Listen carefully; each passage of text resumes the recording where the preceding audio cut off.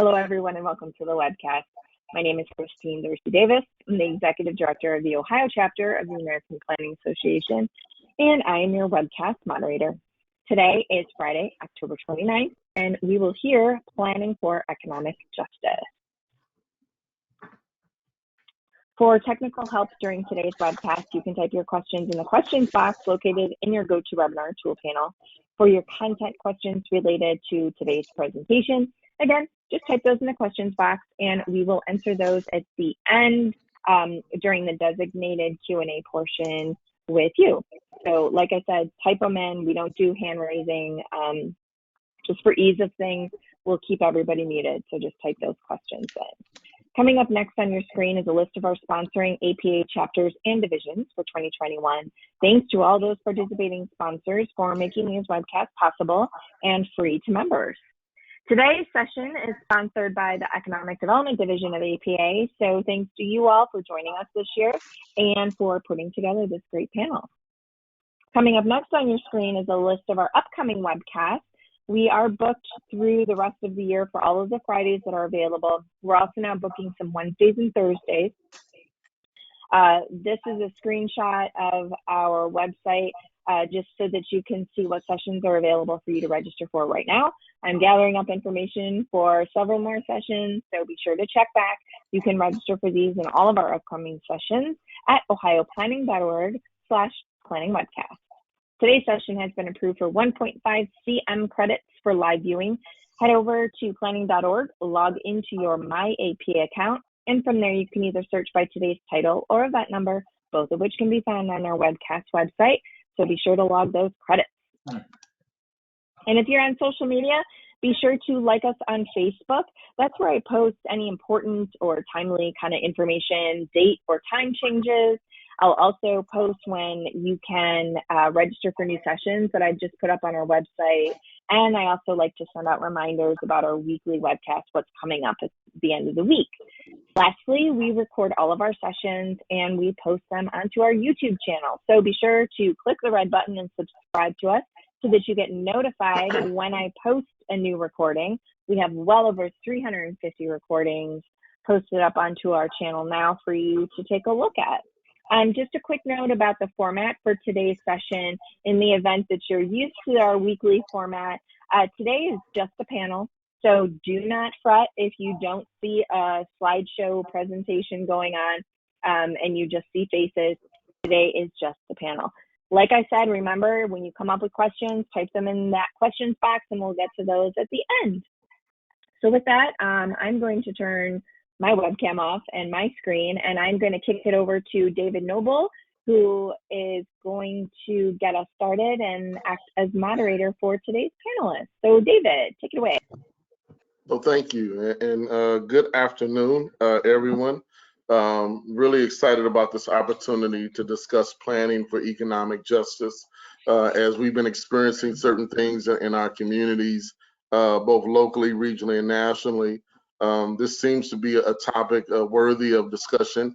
We have a distinguished panel today to share with you. I will, of course, ask them some questions, and then we will have a Q&A session at the end. I'll start off with introductions. First, I'd like to say, David Noble, I am the market president for St. Louis and also director of community economic development for Midland States Bank. Happy to be here today. Brian, I'm going to just go around with you all how I see you on the screen. Brian, would you introduce yourself next? Thank you, David, and good afternoon, everyone. I'm Brian Hurd, based here in St. Louis, Missouri. I'm the Director of Community Planning and Implementation for RISE Community Development, which is a nonprofit organization that works with neighborhood-based organizations to help revitalize communities through housing development and other resources as well. Again, good to be here. And next, Elsie. Good afternoon. I'm really happy to be here. I'm Elsie Harper Anderson. I'm an associate professor of urban and regional planning and also the director of the PhD program at Virginia Commonwealth University in the L. Douglas Wilder School of Government and Public Affairs. And last but not least, David. Hi, thanks, David. My name is David Lewis. I'm a I'm an associate professor of geography and planning at the University at Albany. My work has typically been around economic development issues, and obviously equity is a huge one. If you think about sustainability, it's the forgotten piece of sustainability in the United States, and so I try to push on this. And I'd also like to extend Arlene Way's apology for not being able to attend. It's those who are community development people know that emergencies come up, and unfortunately she's encountered one and was unable to make today's session. And so I apologize for Arlene as well. I knew that she wanted to be here. So we will definitely miss her, David. So thank you all for introducing yourself. Let's jump into things. You know, the questions that I'll ask, panelists, feel free. I won't direct them at one of you in particular. You know, like the diversity of you know, thoughts and perspectives. So, you know, feel free to engage how you're comfortable. But first, I want to start off with a question around the historical context of inequity in practice, and then defining the problem or problems and the issues with current approaches.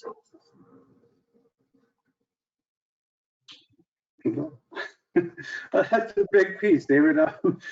So historically, problems with the practice of economic development planning, at least from my perspective, it has really focused on trying to grow an economy as opposed to trying to create an equitable economy, and therefore tends to focus on those who have the already received massive benefits from government, whether that be through education, whether that be through property transfers, or whether that be through just the fact that we've created policies that want to deal with innovation of high tech as opposed to focus on innovation of other things. In terms of just the reality of women entering the workforce was a workforce innovation that has brought and helped a lot of families out of poverty. But we tend to focus on industries as opposed to on people in our economic development policy, and that tends to lead to more inequality.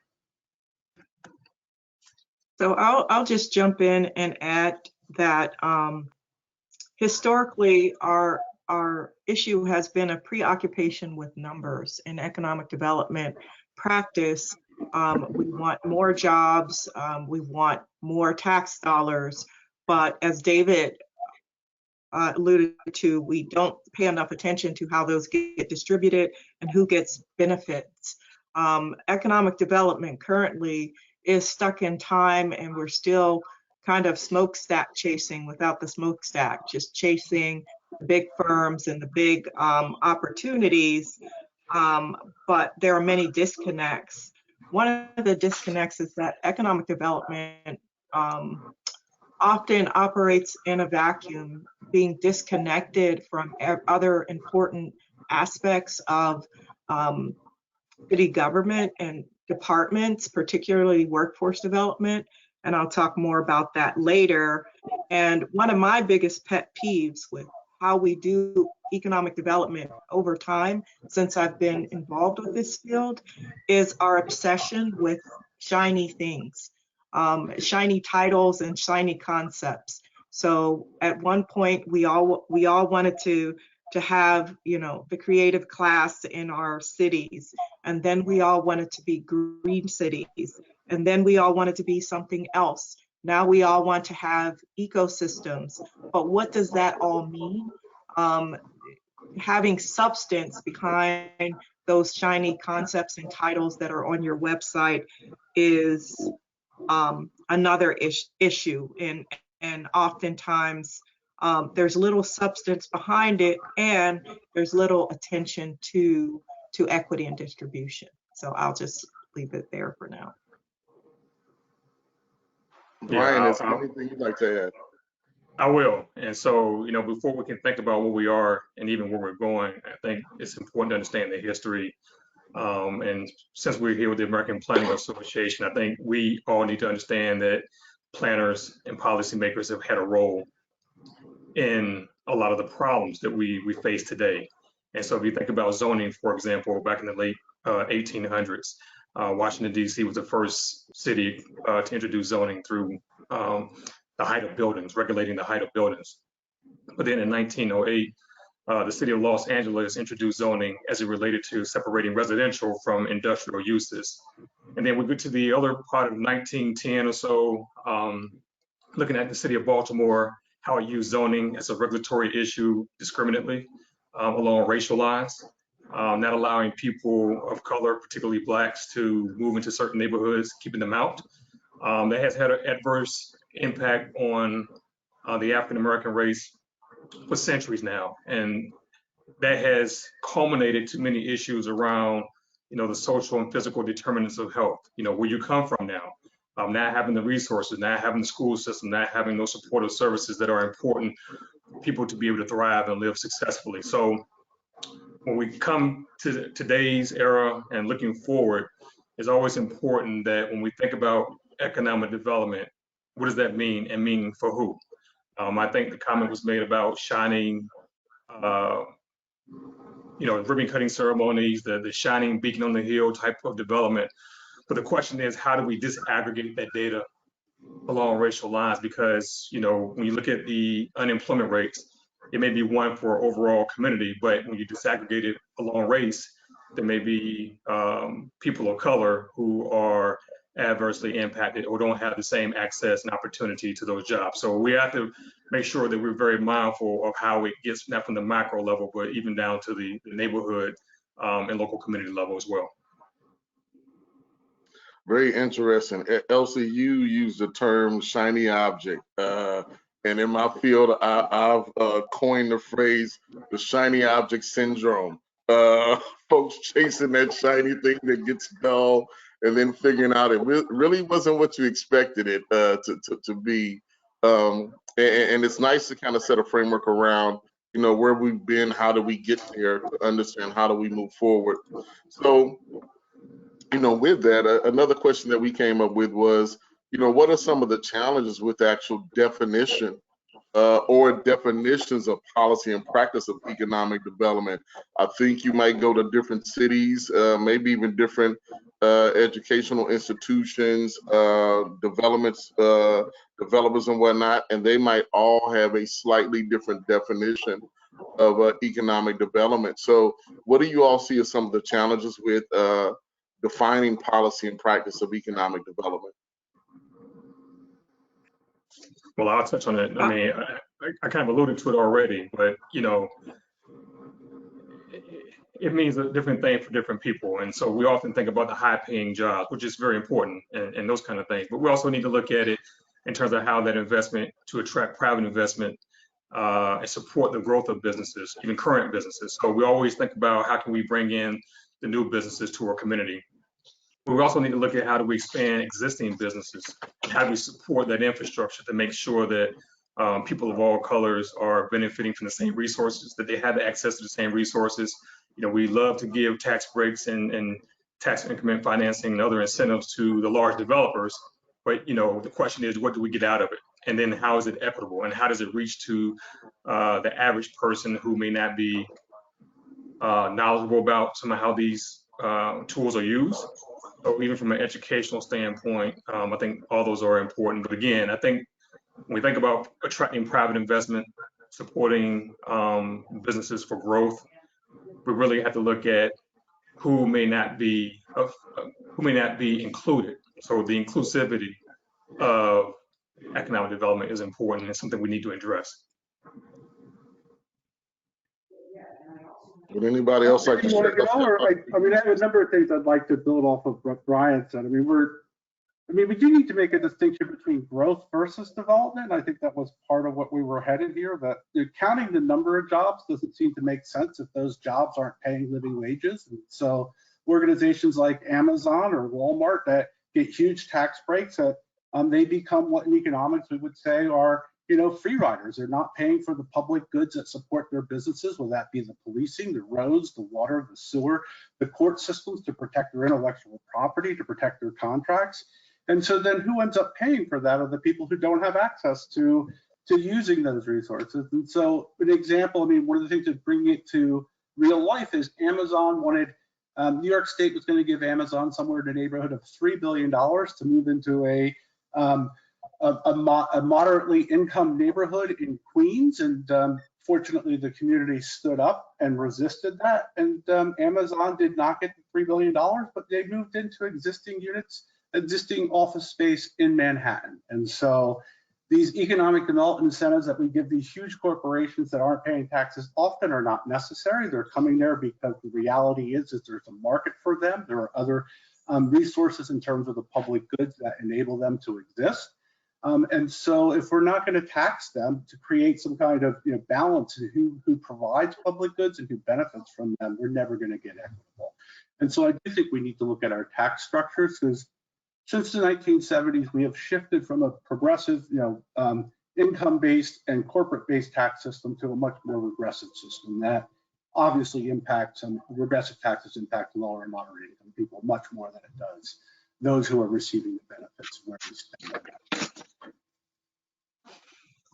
I agree with what both Brian and David have said, but I would also add that we need to think about, as planners, we think about economic development also in terms of the cost of doing business, or the externalities that occur from just the market operating or operating a market system. So we need to address, some of the externalities that occur, such as the environmental impact of certain businesses on neighborhoods. I believe that's also a part of economic development, or at least it should be what we consider. In addition to that, when we think about which economic development projects that a local area should take on or subsidize or whatever it is that they're doing, I think that we should be looking at this more holistically. What impact is this investment that we're putting out there going to have on increasing the standard of living for the overall population, and not just adding numbers to jobs and to taxes? How is this going to enhance the standard of living for everyone? And so thinking about, we should be thinking about economic development broader rather than narrower. Great points, and I believe that leads directly into the next question, and you all are touching on it.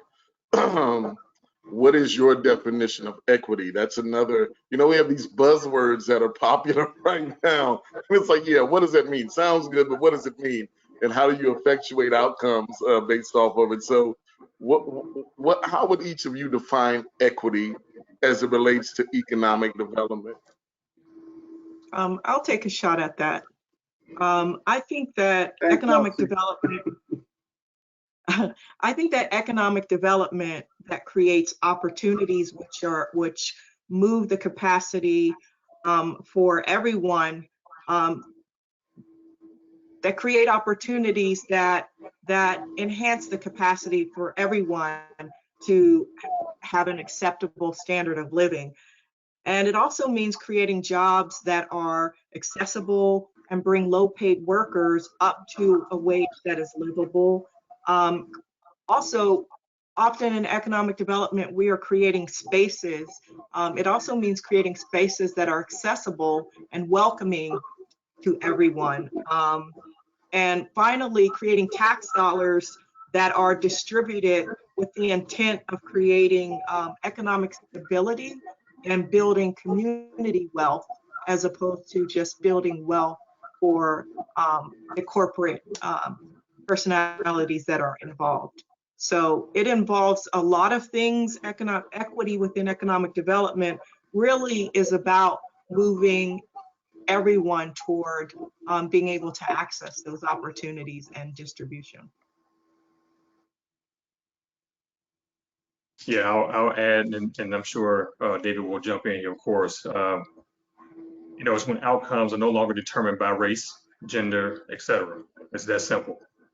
That's what equity is. When outcomes are no longer determined by race, gender, or whatever other group there is. When everything, again, as Elsie has mentioned before, equal access, fair, and a more just system. But I will say that racial equity work, there is no such thing as a destination, because in our lifetime, we will never see everything equal. And I tell my students and people I work with all the time, it is a journey. And our goal is to reduce those disparities as much as we can, because it's an ever-growing effort to do so. There's a lot of work that needs to be done. So we'll never see it in our lifetime, I don't believe. Maybe, I could be the pessimist here, that things will always be equal or will eventually become equal. But I do think we have great work ahead, that we can see indicators to see, good patterns, good trends, where we see those disparities being reduced. I think Elsie's gotten to the sort of more complicated elements of how we might define equity, and I think I like Brian's sort of Occam's razor. Equity is one yet when outcomes aren't determined by our differences, that outcomes are determined not even by our merit, but by the fact that we're human. That should be our starting point. We're all human. We all deserve to have clean air, clean water, access to decent jobs, access to health care. And so I'd like Brian's simplicity in his answer. I think that again, in terms of equity, it's also not just the outcomes, but who pays to achieve those outcomes. And what I've seen in my lifetime is an increasing amount of inequality, both nationally and globally. We have 62 people who have the wealth of the poorest half of the planet now. In the United States, we've seen a couple of hundred billionaires make $2 trillion over the past 2 years, while everybody else has lost money. Clearly, what is equitable is not what's occurring. And so how we get there is a difficult path. Some people would say it's really complex and there's no simple answers. And I agree with that to some degree, but I also think that organizing is one particular, voting is another particular. I mean, we're sitting right now where we're debating this Build Back Better bill. And what we constantly see is the whittling away of investments in people and neighborhoods and climate justice, but we're keeping the incentives for large businesses. And I do think that our participation in that process is critical. And unfortunately, a lot of people are prevented from being able to participate. And so maybe that's the starting point, is enabling participation. Very interesting points that you all made, and you already touched on the next question. Well, I was going to ask you what's your definition of economic development, but I think each of you are speaking to a equitable and economic development framework in your responses already. So let's move forward and let's get into how you actually get things done. And one of the things that we discussed as a group when we were formulating the panel, we talked about the context of development versus growth, and that oftentimes those two things aren't the same. David, you alluded to it somewhat earlier. Job growth, not livable wages. Is that really growth? Is that really economic development? So could each of you elaborate somewhat on what is your context of development versus growth?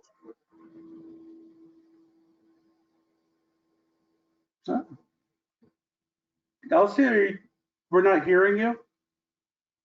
Sorry. When I teach this in my course, I start out by saying quantitative versus qualitative, because growth, we measure growth in terms of the numbers, the number of jobs, the number of tax dollars, that sort of thing. We measure development in planning, at least the way that I think about development is how that growth uplifts the quality of life of the people. What is it contributing to the quality of life of the people? I also tell them that in order for development to occur, the standard of living has to be better. So if we're thinking about a developing country and a manufacturing firm comes and plots down a plant, and everybody gets a job for a little while, and then when they leave, everybody is right back to the same place that they were before they came. That's not development. For a while, it was growth because there were more jobs, but the fundamental standard and quality of life for the people did not change. So it was not development. It was just growth for a short period of time. In order for development to happen, there has to be those other pieces in place where, and that gets into how the kind of benefits of having more jobs and more tax dollars get distributed. Did it make people better off? Are there less people in poverty? Is there a increase in education level? Is there less deaths at birth? Are those kind of key indicators of development, have they changed from this project or initiative that happened? For me, that's the difference between development and growth. Did you just add to the numbers, or did you change things fundamentally? I think that's good. Maybe mine is not as complex as what's been shared, but I almost look at development as the cause and growth as the effect. But I would like to say, Elsie, I think you made a very good point that you can measure growth in terms of percentage or whatever it may be, or other indicators, things you can track over time. Development to me is more broad. I know we talk about economic development, but it's not always bricks and mortar. Some of that is human capital, social development, the residents, the neighborhoods, the community leaders, stakeholders. It's about hope. It's about optimism. A lot of that goes into development. So I think it's more of a humanistic standpoint, more so than just the physical part of it, but growth is something you can certainly measure and track over time. I like how Elsie started with, and Brian are focused on sort of the more qualitative, but then sort of we can actually measure development as opposed to the number of jobs. What's the percentage of jobs that are living wage? What is the, are we increasing environmental pollutants and loads, or are we assuaging them? Are we increasing educational outcomes? Are we increasing public health outcomes? Those are measures of development and not growth. One of the things that always gets to me is this idea that you can develop without growth. This idea that this trickle-down theory of a rising tide raises all boats. Well, that's not happened during the pandemic. We've seen 700 people's boats really rise, and the rest of the population has lost access to healthcare. They've lost access to public goods. They've lost access to education, and so the rising tide doesn't raise all boats. And I think we need to start pushing back on that notion that in order to raise all boats, we need to develop, not grow. And that comes in many different ways. And so it is this qualitative sense of what is quality of life, and how do we improve people's quality of life? And access to 3 jobs that don't produce healthcare is not a high quality of life. And access to 1 job that produces a living wage that has healthcare that you can transfer to the next job, those are measurements of development and not growth. And people say we don't have the income for that, and I would suggest we have a higher. Right now, we have the largest. Wall Street has been making trillions of dollars. We bought $9 trillion in corporate bonds during the pandemic, but we can't even raise $1.5 trillion to invest in humans. And I think that we need to really reevaluate where we actually spend our public dollars to produce development, and stop pushing on this idea that we need to grow in order to develop. That's just not true. David, can I just jump in a little bit more and just say that, here in St. Louis, there's a community that we worked in for a few years, and we've developed about 98 homes, affordable homes, at about $20 million in total development costs. It all sounds substantial, it sounds powerful, et cetera. But if you think about the commercial and what is the narrative, the question really becomes, how do people feel in a very distressed community? Do they feel safe? Do they feel secure in their homes? These are things around development, as I mentioned before, about human capital, social capital, how people feel empowered, feel like it's their neighborhood, their community. It's what existing residents feel like they want to say, what, now I want to feel like I want to stay in this community. I want to reinvest in my own home. And so those are things that certainly you can measure in many ways, but some things you just can't, because safety means different things to different people, depending on your life experience. So that's why I go back to development. Yeah, total development costs, we can always measure that. But the growth is the things that we can look at in terms of building permits and, maybe more safety statistics. But again, at the end of the day, it's about how people feel at the local level, how they feel empowered. And some of those things you just cannot measure. It's a sense. getting to walk around in communities and talking to neighbors and talking to other residents and stakeholders. I would agree, Brian. It's a difficult thing. Human capital and social capital, those things are really difficult things to measure. Certainly, we're not going to get that through nationally collected or state collected data. That you really need to get into the neighborhoods to figure that out. So thanks for that, Brian. Elsie, you getting ready to say something? Can't hear you. I'm sorry. I keep turning my mic off so that you don't hear the background noise. I would also like to say that how you answer that question also has a lot to do with how you define economic development. And I started to make this point earlier that, and oftentimes it's too narrowly defined. So a lot of the things that we as planners include in economic development as compared to, those in the business sector, they don't consider to be part of economic development. And so my example is that in many places, in many spaces, they separate workforce development from economic development, which it definitely should be a part of economic development. And economic development, they should at least be married. If in a city they're not the same department, they should, the people who create jobs and the folks who connect job seekers to jobs, they should be in a relationship with each other and they should be working together as one unit. So when I first started doing research in workforce development, I was often told that was not part of planning and that it was not part of economic development. But when you look at economic development from the humanistic point of view, why are we creating these jobs? Not just so that our job numbers go up, but so that they benefit people. I think, that's one example of how our definition of economic development needs to include more on the benefits to people, which we've been saying all along.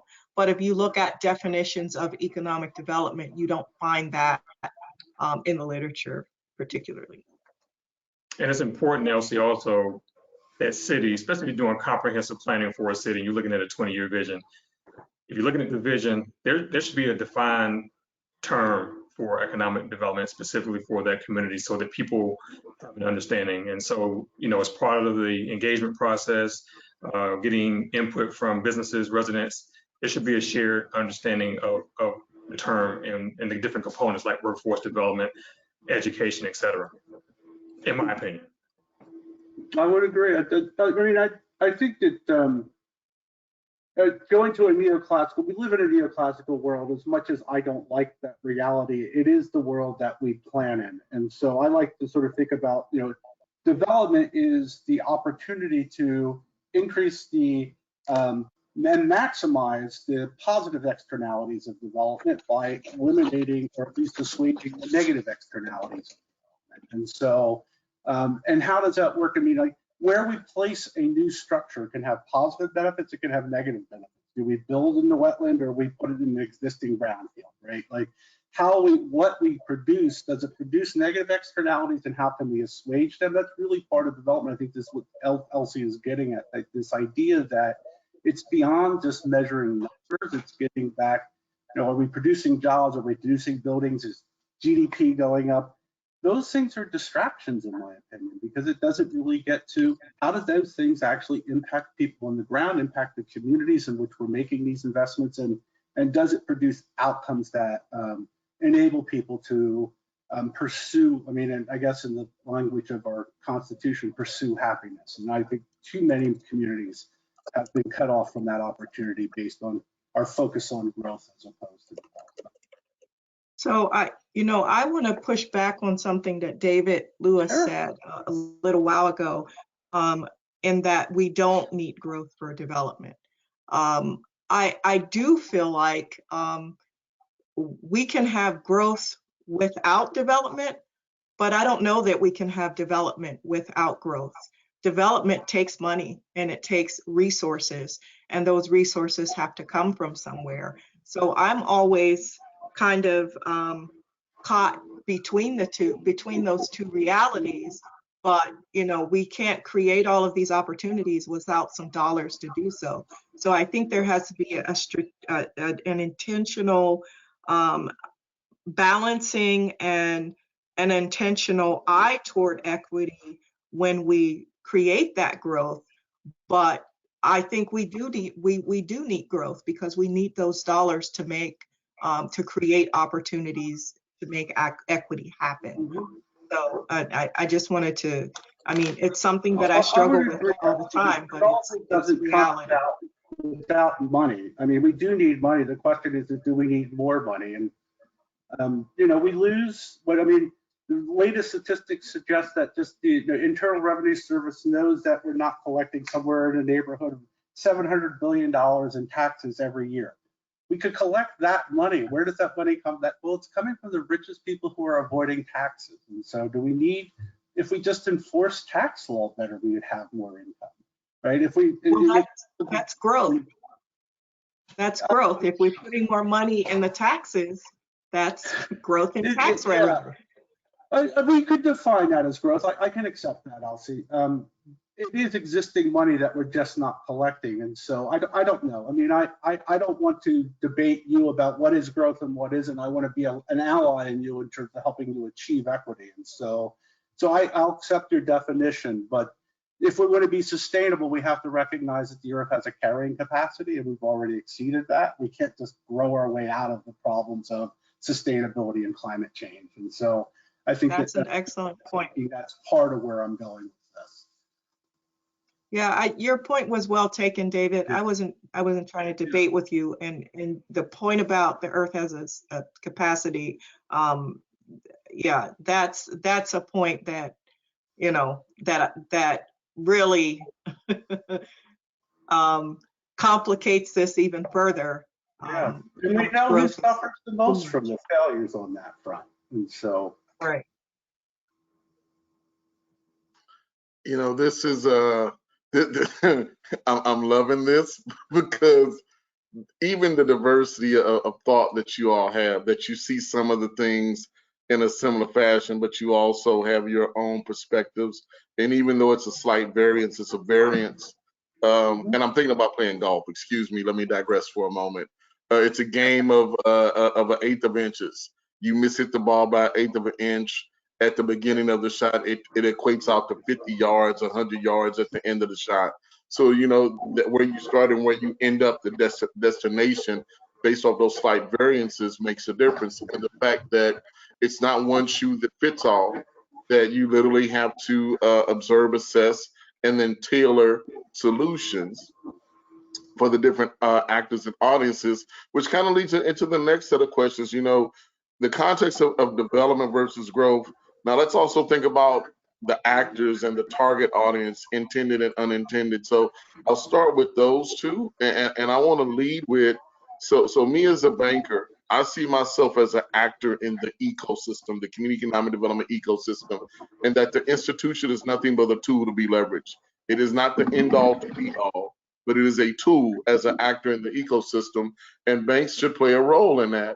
You talk about resources, you know, for us, we sell money and we manage money. That's the gist of what we do.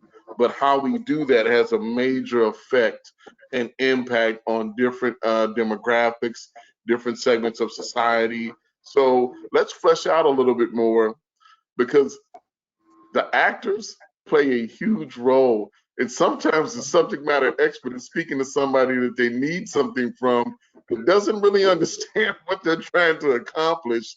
They're just using buzzwords, and like Elsie said earlier, chasing a shiny object. So who are some of the key actors that you all have identified over the course of your career that we should be looking to influence and leverage? Well, you know, go ahead, Brian. No, you go ahead. I want to jump in here because I went to an interesting session at the ACSP conference, Association of Collegiate Schools of Planning, where they were talking about the role of planning scholars and theorists.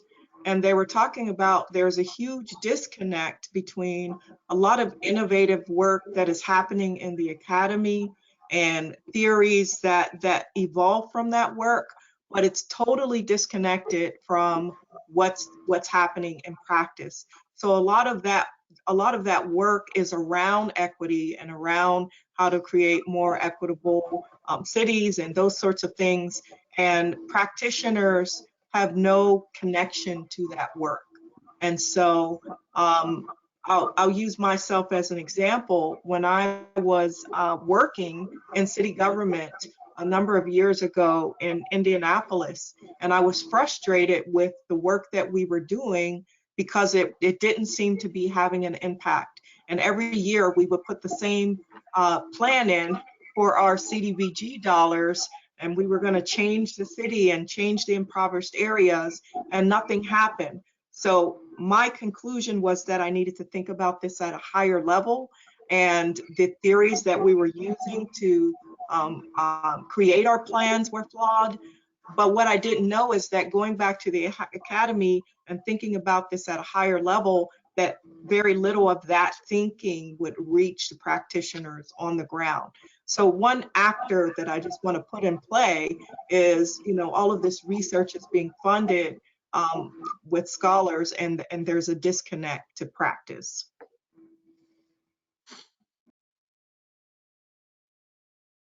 Yeah, David, Gentlemen, feel free. I can go back to your sports analogy. I won't use golf, but I'll use football. For those who may enjoy that sport, and I know David and I spoke about this earlier, but I think planners, specifically talking about the American Planning Association, should see themselves in many regards as a quarterback. And you have different players. You have the banks and the financial institutions. You have the foundations. You have major anchor institutions like universities. All of them, nonprofit foundations who can provide gap financing on projects that may stem and spearhead, or stimulate, I should say, more inclusion of different communities to be involved in such projects. Local government is a player as well. But I always believe that things change at the grassroots level. The late Speaker of the House, Tip O'Neill, once said that all politics is local.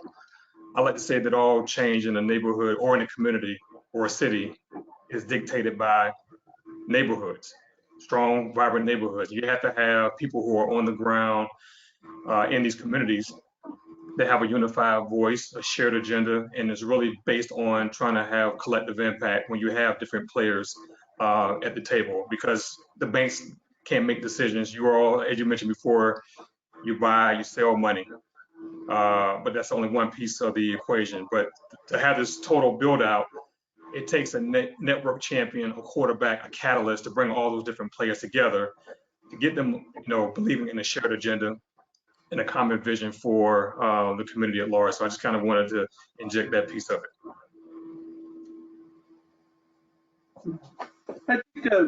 I think Brian, he uses a sports analogy. I would go with the planners often play the role of bridging capital, bringing these different institutions and actors together, the quarterback in Brian's language, that it really is, there are competing agendas when it comes to profit-seeking institutions that are, quote unquote, creating jobs and creating wealth versus what's happening in the community, and asking them to give up profit margins to address things like environmental equity, to address the living wage jobs is often a challenge. And so you do need to build coalitions that have the opportunity to balance the forces of entrenched economic interests, which often dominate these debates. And again, I'm thinking of the Amazons and the fact that we still subsidize Exxon. They've been getting subsidies.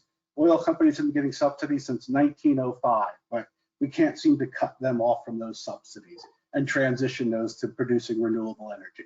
Or the fact that nuclear power doesn't exist without subsidies. We can't cut off that. But we seem to never have money to invest in neighborhoods and the people in those neighborhoods that, and sort of trying to find that balance. And that is about quarterbacking those institutions and providing them the right kind of messaging that enables them, which is why I like to use, I'm just trying to eliminate market failure to increase market efficiency by getting rid of negative externalities. Or I'm just trying to provide more perfect information for the community so that they can make a rational decision within our market structures. And I try to keep the debate for in a more conservative language when working in this field, because that's what tends to appeal to the actors that have the most power. But the interest is always about trying to seek balance and seek coalitions that can resist the non-competitive actors in the scene, those that are so large that they tend to have the largest voice and dictate outcomes more often. So let's pivot to the impact of policy, because you all have made it very clear when we discussed the history of economic development, the importance of policy, but the impact, the policy impact, how important is that for us right now to create this shift in the way that things are done and meet the need of the communities that we serve, and to have an impact on both intended and unintended audiences? Because I do think it's some overflow that happens to different segments when you're targeting one particular segment. It's going to be some benefit or positive and both negative impact as it relates to policy.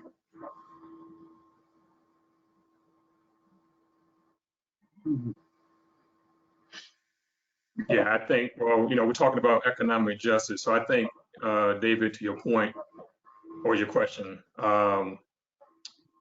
that things need to be run through some equity lens. And so you mentioned some of the questions that should be asked. Anytime you develop a policy or whatever it may be, you should ask, will it harm and who will it benefit? Those are the first two questions that one should probably ask. From that, it helps you to tailor things a little bit more. But I will also say that policy is great. It's what guides us in terms of frameworks, priorities, et cetera. But I'm always about implementation. It goes beyond planning. It's about implementation. How is it going to be implemented and by who? As we know, and it may not be part of your direct question here, elected officials get voted out of office, they retire, they seek higher office. City staffers, county staffers who are in planning and government, they move on. You don't see the 20 and 30-year careers as you may have seen before. People are looking for the next opportunity that pays better, provides better opportunity, et cetera. But the people who are in these communities are the people who tend to stay there and have the built-in equity. So no matter who is in office or whatever transition may happen, again, the people in the community need to be empowered. They need to know the policy direction, but they need to help inform the policy. It should not be from a top-down approach. It should be inclusive in terms of engagement and input and outreach and neighborhood leadership development, those kind of things, because again, it's all about the people in the neighborhoods, the communities that can help drive the change that's necessary for our communities. I think the policy question, I mean, certainly historically, we could see how policy had helped millions of people rise out of poverty. And I'm thinking in terms of the New Deal, it helped certain people move out of, but it's also restricted. The Homeowner Loan Corporation, redlining, we can go into, sort of the question of racial zoning, economic zoning, which was just a replacement for racial zoning. Policy has gotten us to where we are. It has helped people who are currently in leadership and are trying to cut these policies. And now I'm thinking of Heather McGee's book and this idea of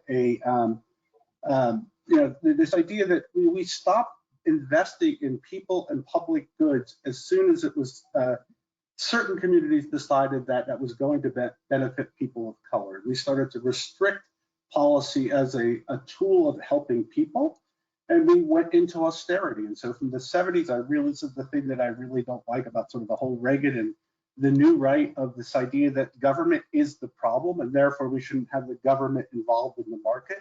But if it wasn't for the government, many of the people who got college educations in the 50s and the 60s and the 70s wouldn't have had them. Many people who moved out to the suburbs and have built wealth on the basis, and of course these would only be white people, have built wealth on the basis of policy.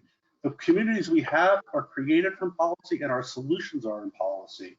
And I think Brian's right. The first lens has to be who benefits and who pays the costs for that policy, and start looking at equity at the beginning, so that we don't have that eighth inch, as David Noble put it, that eighth inch difference leading to such a wide, vast outcome of difference of inequality at the end, which is what our policies have been now. If we hadn't had the Home Loan Corporation say people of color weren't able to get these loans, maybe we don't have such a wide divide. If we didn't start with that as the policy of segregation with redlining, maybe we don't have such wide divides. And so if we take Brian's advice and look at equity as the first lens, hopefully we can cut down on those kind of mistakes in the future. I would say that policy happens on many levels. So at the broadest level, at the federal government level, of course, policy on how resources get distributed has had a huge impact on neighborhoods. This is true in general programs like the big entitlement programs that I've had the opportunity to manage in the past, like CDBG and Home and Hope. All of those programs have had a fundamental impact, economic development impact on cities and neighborhoods and that sort of thing. So how we distribute funds and accountability for results is a major thing. But there are also, well, I'll just back up and say, in addition to that, policies and the distribution of funds in times of crisis, such as now with the PPP loans and the unequal distribution of those. I'm currently doing some research on Virginia and the impact of COVID-19 and the CARES Act on African American businesses and workers. And what we find is, of course, what most people have found throughout the country is that PPP loans were distributed unequally, and in communities that had a greater share of African Americans, there were fewer loans and the loan amounts were lower. So, you know, just policies around distribution, and then also the policy at a lower level and within institutions, organizations like APA, and ACSP that accredit planning programs play a role in how we train planners and the values that we require that they understand and adhere to. So those types of organizations also play a role in creating more equity. And I'll just say, I've been in the field of planning, I'm going to age myself now, but let's just say for a long time. And, you know, I don't see many people that look like me. I don't see many people of color. I don't see as many people of color as we should have. And I also, particularly in economic development, there are fewer women. So, and when we look at women of color, that number gets even smaller. And the reason that matters is because as we develop policy and as we think about, as we shape the field, shape practice, shape scholarship, a diversity of perspectives matters.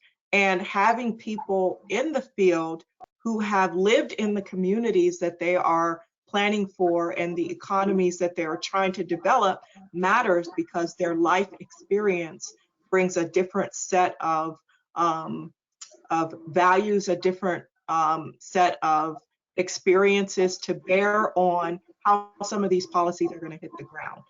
So I just want to put a plug in for that and to say that it's really critical for organizations that are responsible for shaping the next generation of planners to make sure that we are including more perspectives than there have been in the past.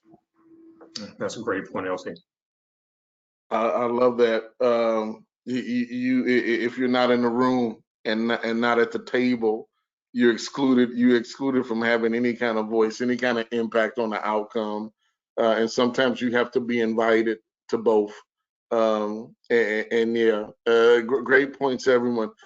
The last thing I want to touch on before we go into the Q&A, and I would be remiss because this is really something that's near and dear to me. As I went through my education in urban planning and development, I kept on looking at community development and economic development and kept wondering why we don't talk about those two in tandem. Because I feel like you can't, if you're equitable and inclusive development on both sides, they play into each other. but it's a financial aspect to that.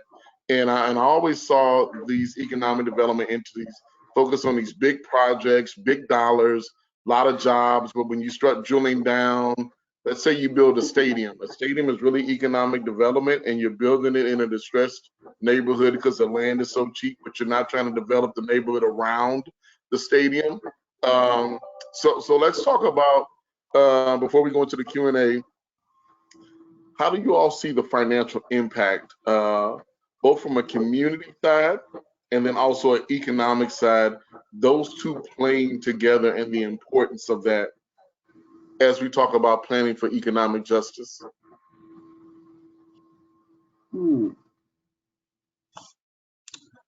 It's a great question. I'm not quite sure I have the full answer, but you brought up the point of a new stadium or a large-scale development that a city tries to attract, and they have a great ribbon-cutting ceremony, all those different things. We live in a region here in St. Louis where, and I'm sure this is the same way, where you may have the urban core municipality, let's say the city of St. Louis, but then you have St. Louis County and you have other cities and counties around the region, and we can cross the Mississippi River to Madison and St. Clair County in Illinois. That's part of the St. Louis region. But there's a large development in the city of St. Louis, as an example.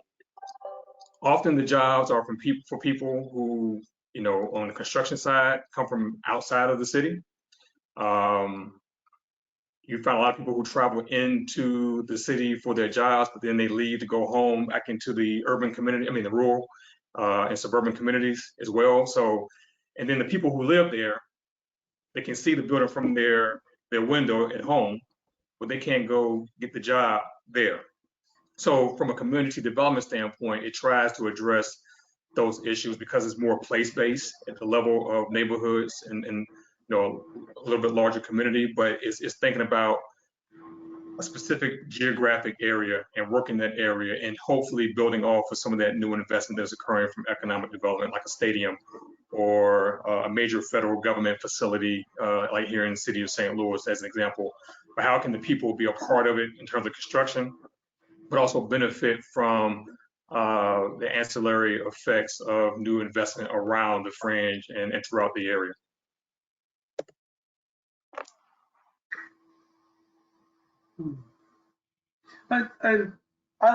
Brian's example, I do think of, I immediately thought of a number of different projects, and we talk about stadiums and the research that has been done on the impacts of stadiums on economic development, that it tends to, if we use Baltimore, it came up, they built, the Raven Stadium, they built Camden Yards, and they're surrounded by seas of parking, and that parking is for affluent suburban and rural people around Baltimore to drive in, to go to those parks and then leave. A football stadium has 8 games a year. Like, what is the real impact if people aren't getting?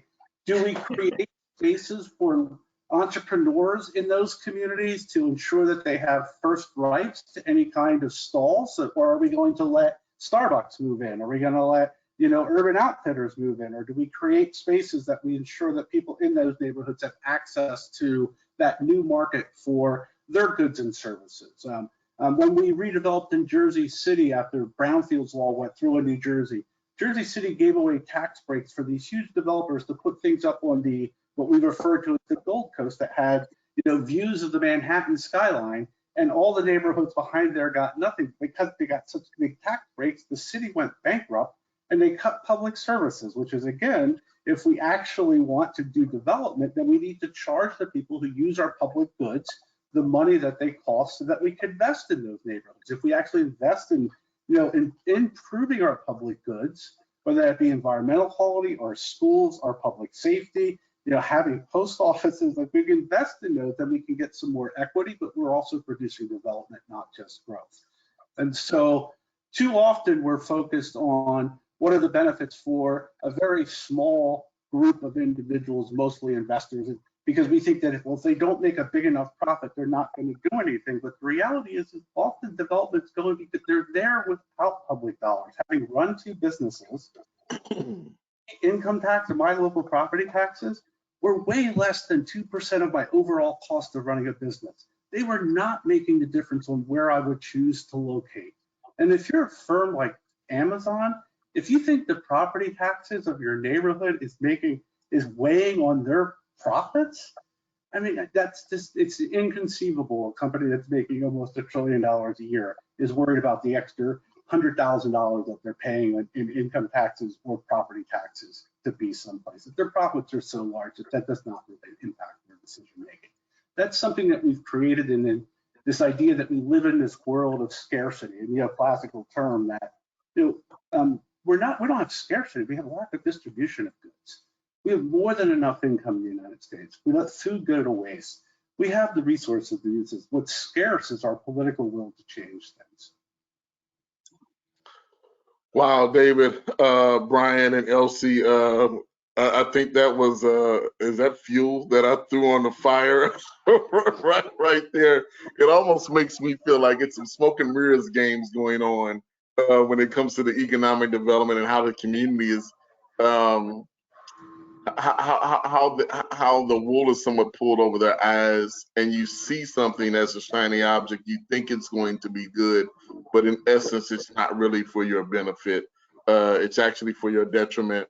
With that being said, I want to thank the three of you for being so open and transparent with your perspective, with your visions, with your ideas, your opinions, to share with us as a body. I think this is both edifying and enlightening, and for some of us, enabling us to do the work that we're so passionate about. So with that, I'd like to close out the panel session with just questions and then move to the Q&A session. Wonderful. And folks, we do have questions coming in, so but be sure to type them in and we'll see if we can get to them. Okay, so the first question is, and this is for anyone, have you seen or do you know about models for cities to make decisions around economic development incentives or investment that prioritizes equity? So a way for opportunities to be evaluated when they come up. So again, have you seen or do you know of any model for cities to make these decisions? I would say, while imperfect, Jersey City did learn from its mistakes. And so if you look at the Morris Canal redevelopment plan, while they closed off the Gold Coast with these giant buildings, they did end up building a light rail system. And in their redevelopment plan, they guaranteed first rights of return for anybody who was a resident there and was displaced by any redevelopment that used public dollars. And they also guaranteed first right of return, not just for people who were renting or homeowners in the neighborhood, but they also did that for existing businesses. And so if you had a restaurant in that neighborhood and they were going to redevelop your block and you were going to lose that space, that you would have a first right of return when that, the rail was built and the new building was built, that you'd have a right to return to that location for your business. And I think that was really helpful.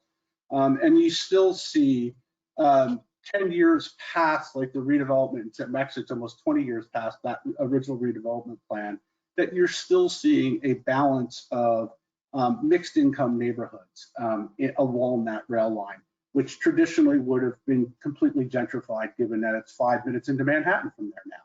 And so if you look at the differences between Jersey City and Hoboken in terms of income distributions of neighborhoods, that you'll see Jersey City's Morris Canal neighborhood has maintained a relatively good balance. And it didn't gentrify because of policies that were put in place pre-redevelopment.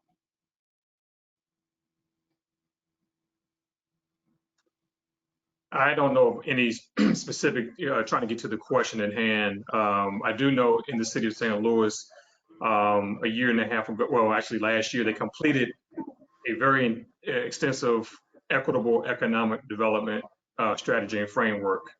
On top of that, now they're taking that plan and they are doing a racial equity action plan that ties into that specifically to try to address how resources are used, where they're used. If you know anything about the city of St. Louis, the north side of the city is predominantly Black, has a lot of disparities, a lot of vacancy, et cetera.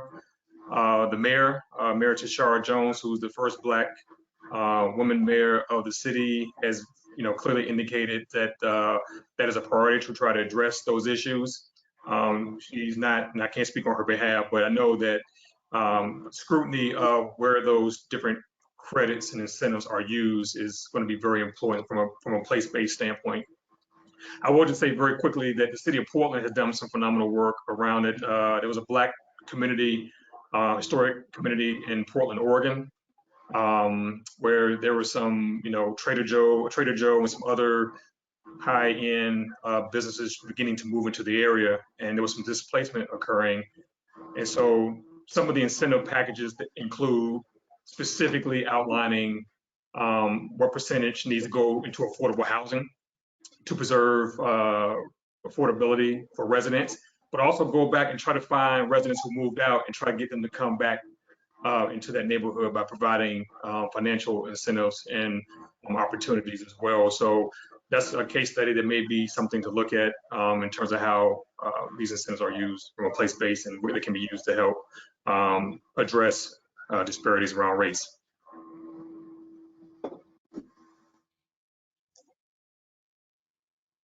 Elsie, do you want to jump in or no? I think this is the live fire, the quick fire round. Yeah. Okay. Okay. So next question. So actually, this one is for Elsie. You mentioned we need to think of economic development more broad rather than narrow, from the local government to federal government. So much money is spent on transportation, and the different levels of government don't think basic infrastructure like sidewalks, up-to-date flood management and drainage is economic development. Do you think it is? And how can we shift that perspective? I think it can be, because that basic infrastructure oftentimes, and the quality of that infrastructure can be a barrier to where businesses locate. It can also be a barrier for neighborhood-based businesses and their well-being and growth. So I absolutely think that it can be part of economic development, particularly if it's done with the intention of creating more equity, meaning including businesses that are in particular communities, providing access and making certain communities more attractive for investment. I definitely think it can be part of equitable economic development. And I think that particularly those pieces that are in urban communities and in certain rural communities. But I think the argument has to be made on how, investing in this particular, piece of highway or this particular off-ramp into a neighborhood is going to enhance the economic well-being of that neighborhood. I think the connections have to be intentional in order for it to be part of a larger economic development plan for that area, not just building more highways per se, or putting a lot of money into fixing sidewalks, but having it in tandem with broader plans for development of that area. I want to thank the audience member for the question, and Elsie for creating this great segue. I was going to mention last time there's the Fruitvale neighborhood in Oakland, California. Actually, the project started as a what would have been like a 600-car garage for white affluent people to commute into that neighborhood to get onto a BART train to go into San Francisco. And the neighborhood, primarily Latinx, resisted and actually created a transit-oriented development that led to development and not just growth. And it led to, yes, there's a parking deck there now that people can drive into, but they also did a lot of other things in terms of recentering where growth and development was going to occur. They created a neighborhood center around it, that there's childcare, and that this group has now lived on to create many other neighborhood changes that have been beneficial for an historically marginalized group that would have just inherited more parking spots, more emissions from automobiles and wouldn't have gotten any benefit out of this because the people wouldn't have been encouraged to get out of their car and walk the neighborhood. They would have got out of the car, they would have walked into the deck, they would have walked right to the train station, and there would have been no benefit for that community. Only the negative externalities of that development would have impacted those who lived around that parking deck. And so there's a case where a few $100 billion of transportation investment could have just benefited one group of people who didn't live in a community versus what they got, which was an actual project that benefited the community that also led to parking for white people to come in and get onto the train. And so I think that's one example where we can really see how transportation can be used for development and not just growth and making sure that there's more vehicle miles traveled or more people on trains or whatever other metric that we use for transportation. Great example, David. Okay. Next question is, thinking of property taxes, how do you answer the big box stores who argue that their assessment should be based on the value of vacant stores? Can we repeat that again, please? Sure. Thinking of property taxes, how do you answer the big box stores who argue that their assessment should be based on the value of vacant stores? I think the answer to that's pretty simple. They're not vacant.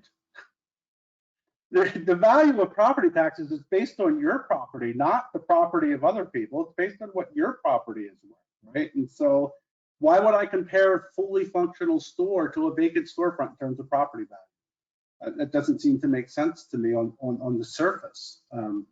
A vacant store doesn't use any sort of public resources, right? Nobody's using the roads to get to a vacant store. They're not using water, they're not using sewer. So I think that you're comparing apples and oranges that, in terms of figuring out what property values are. Vacant places are worth less than those that are occupied. I think that's true pretty much across the country. Anybody, I don't know.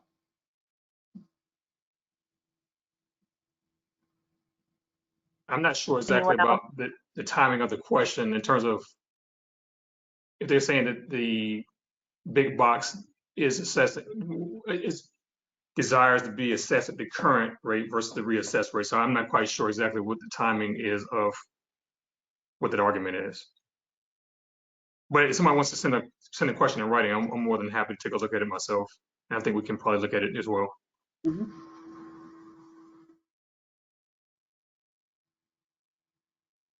Okay. Next question. Okay.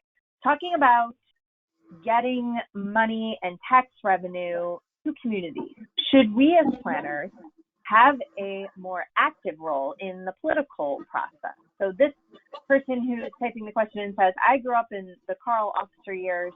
Do we have an obligation to make sure that our elected officials are responsibly using public funds and not taking advantage of the public trust? I can't read the rest of the question. It's off my line. So again, talking about getting money and tax revenue to communities, should we as planners have a more active role in the political process? That's a tricky question. Go ahead. Planners are supposed to be advocates, but you're supposed, but the idea is to advocate for what your constituents want, what the people in the community that you're serving want. So advocates, but making sure it's based on what the community wants and not what you think they should have. Yeah, there's a delicate balance there, but I do think planners should be educators of the public, should inform them as best as possible, not to try to be too political, but I think helping to raise the voice of residents, I think is important. I don't think any elected official can slap the wrist of a planner who does that. They may try to, but I think keeping things transparent. But again, planners should be great educators in the public realm. So I think uplifting those voices, making sure that input is involved, to do the very best they can in that regard, I think is important for a planner. Yeah, I probably overemphasize the politics of planning, but you can't get any plan developed unless an elected official adopts it. And so that requires thinking about the politics. And when it comes to tax dollars, I agree with Brian. We have this great opportunity when we talk about property taxes to really educate our public officials about. So in New York State, all I ever hear how property taxes are so high. And I ask people, well, why do you think they're so high? And they've gotten so high because we don't tax corporations, we don't tax high income. And so since the 1970s, what we've seen is that property taxes and sales taxes now make up the largest proportion of a local government revenue, whereas in 1970, most of that money was coming from federal and state flow-through dollars. And so that's why our local communities have to compete on ratables, because now their actual revenue to run government, to run public schools, are so dependent on property taxes because we no longer have progressive income and corporate taxes. And so that's the opportunity of, like, that's a political question, but if you're complaining about property taxes, it's an opportunity to explain to them why they're so high. Why are you so dependent on these? And then you can show them the charts how corporations as a proportion of federal revenues have gone from about 40% down to about 15% since 1970. So where is that money made up? We could look at the same charts for state government and local government, that if we look at who we're collecting tax dollars from and how we're collecting them, we can explain that property taxes have gone up as a result of changes in philosophy about taxes, from ability to pay systems to benefit principles. But we don't even collect on the benefit principles because corporations like Amazon, who use our road networks, who use our infrastructure, don't pay taxes. And so therein lies the problem, that people who use the infrastructure the most aren't actually paying for it. And we're making more regressive taxes like sales and property taxes to use to pay them. So we want to have a conversation about property taxes, then let's put it in historical context so that our mayors and our city council people and the residents understand why we have to raise local property taxes. I just want to add that I think that we don't train our planners enough on politics. So we talk about everything else, but we don't prepare them for the role that politics is going to play in their job as planners. And then they get out there and they're surprised, like, they're not prepared to deal with that.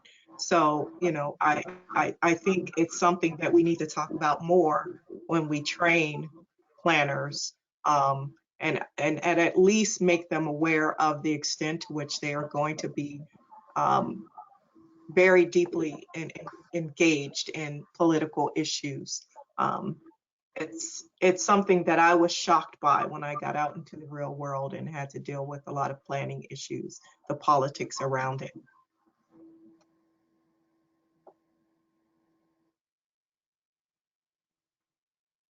Okay, thank you.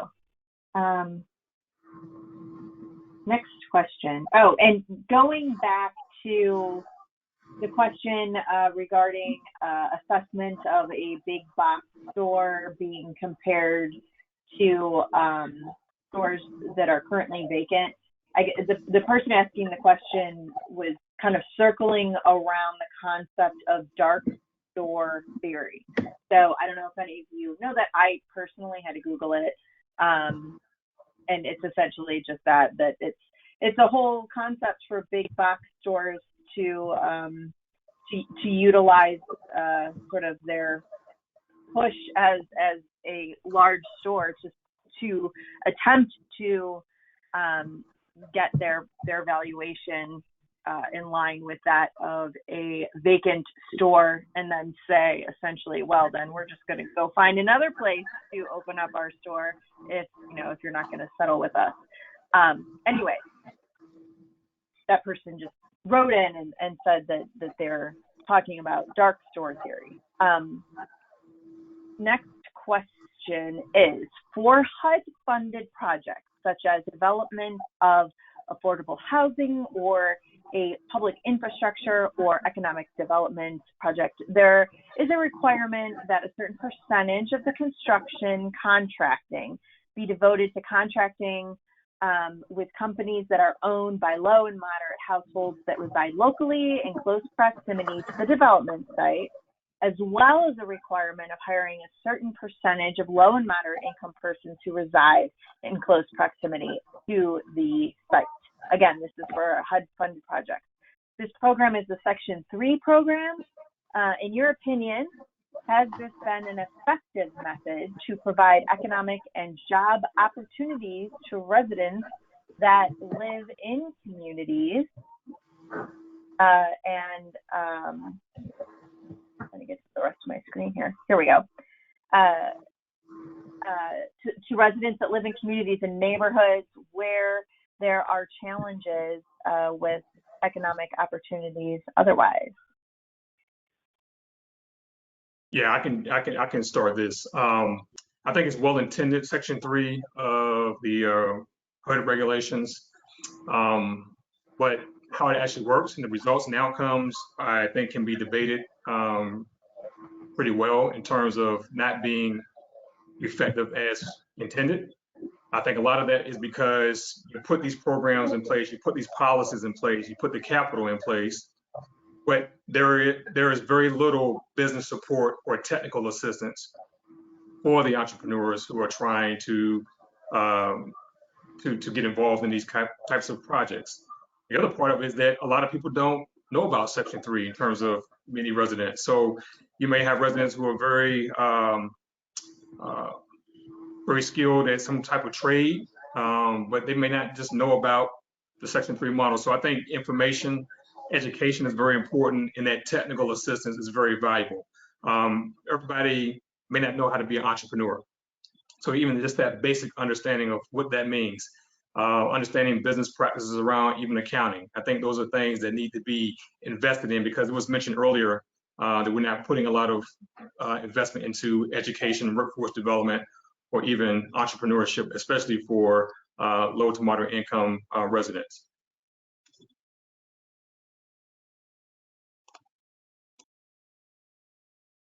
I don't know specifically about that program, but I can say that when there have been set-asides and those sorts of things put in place for minority entrepreneurs, the issue has been oftentimes that the requirements to actually take advantage of them have been a barrier.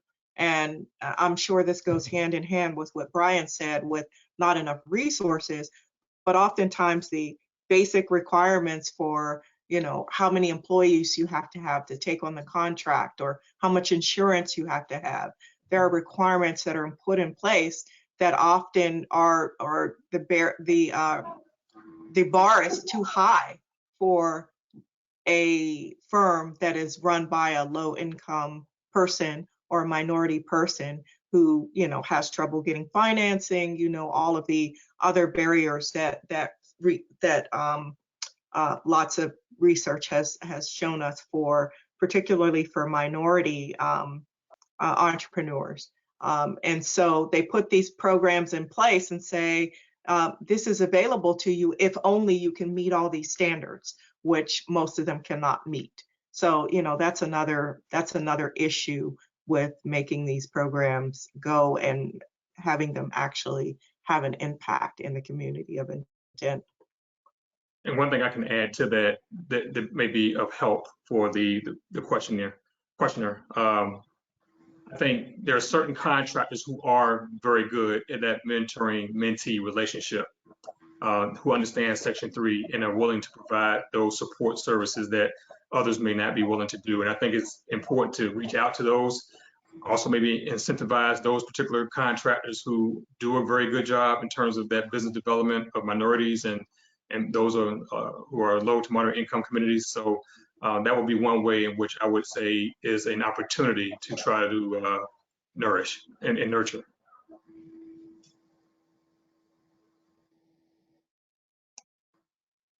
Anyone else? I think we're going to wrap up. Much knowledge of this section of HUD, but I would agree with Elsie and Brian that often these barriers, this is the unintended consequences of policy. I mean, I don't think necessarily that the policies that create those barriers are intended to end up with these racialized outcomes, but they're intended to prevent fraud, and they're really, they seem like they come out of the defense contracting world where there's a lot of restrictions and a lot of policy around making sure that we get the right things. And so in government contracting, we're always trying to prevent fraud, and that's where a lot of this policies come from. But we got to recognize that one size fits all doesn't work, and that you can respond to this if you're a large developer, but if you're self-employed doing this, these things are almost impossible to overcome those hurdles. Okay, thank you. I appreciate your time and this discussion. I always love it when we have a panel. It always gets lively, and it's a nice break from just your traditional PowerPoint presentation. And you all are just a wealth of knowledge. This really was an all-star panel, so this was really wonderful to have you all on. Just a couple quick housekeeping items. I listed the wrong CM number up on our website. It has now been fixed. So if you tried to log your CM credits and it was popping up, a different session was popping up, it was me, it wasn't you. So I have now corrected that on our website. So if you need to log those CM credits, you can do so now. Again, we are recording this session. We'll post it up on our YouTube channel, and make sure you head over to our website, ohioplanning.org/planningwebcast, to register for all of our upcoming sessions. So again, I thank all of you. I thank the Economic Development Division for bringing this group together and this super important and timely topic. So everyone, thank you. Have a great weekend, and we'll talk next time. Thank you. Bye. Bye-bye. Thank you, everyone.